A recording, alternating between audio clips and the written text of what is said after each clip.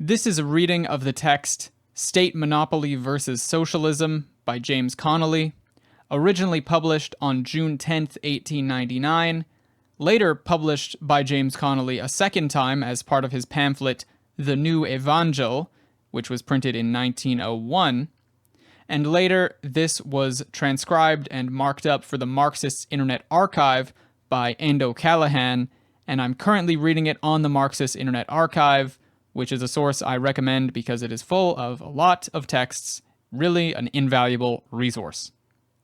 Anyway, in this text, James Connolly clarifies that there is a difference between state monopoly and socialism, and that state monopoly on its own does not lead to socialism.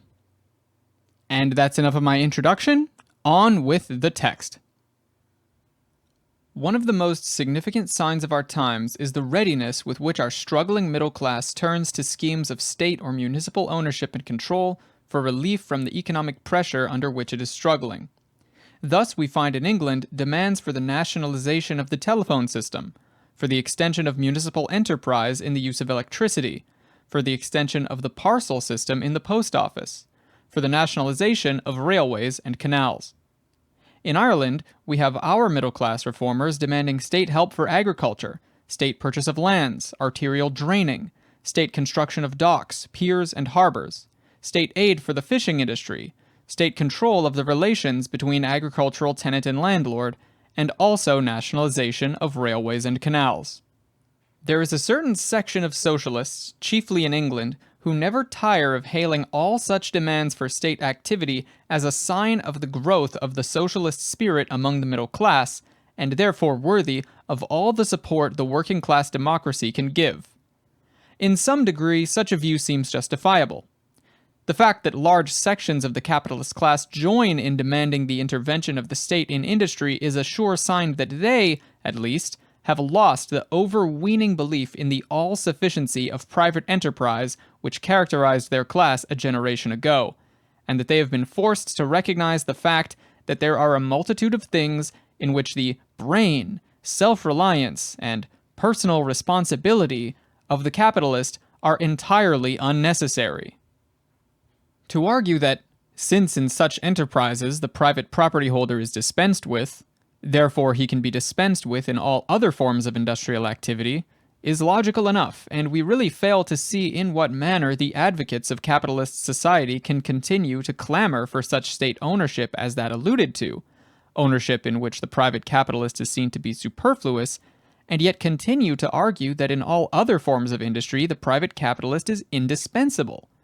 For it must be remembered that every function of a useful character performed by the state or municipality today was at one time performed by private individuals for profit, and in conformity with the then generally accepted belief that it could not be satisfactorily performed except by private individuals.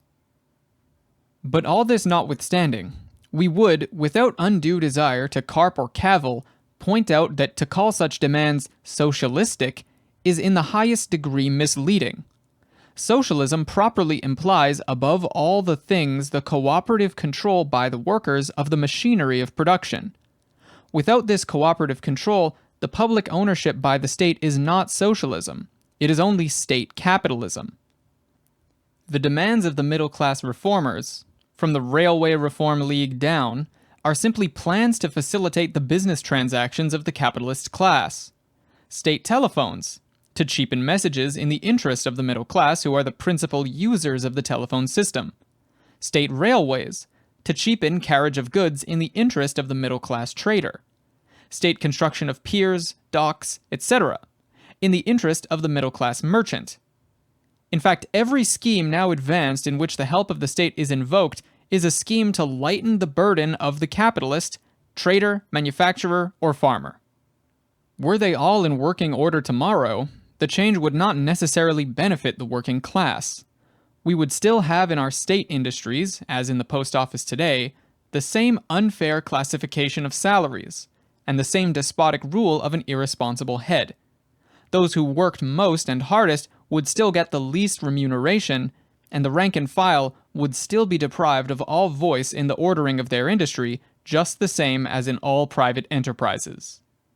Therefore, we repeat, state ownership and control is not necessarily socialism.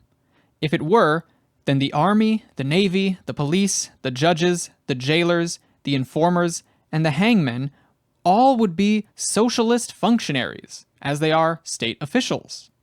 But the ownership by the state of all the land and materials for labor, combined with the cooperative control by the workers of such land and materials, would be socialism. Schemes of state and municipal ownership, if unaccompanied by this cooperative principle, are but schemes for the perfectioning of the mechanism of capitalist government schemes to make the capitalist regime respectable and efficient for the purposes of the capitalist.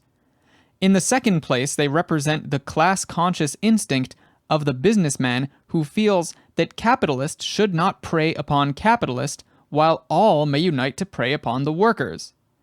The chief immediate sufferers from private ownership of railways, canals, and telephones are the middle-class shopkeeping element, and their resentment at the tariffs imposed is but the capitalist political expression of the old adage that dog should not eat dog. It will thus be seen that an immense gulf separates the nationalizing proposals of the middle class from the socializing demands of the revolutionary working class. The first proposes to endow a class state, repository of the political power of the capitalist class, with certain powers and functions to be administered in the common interest of the possessing class.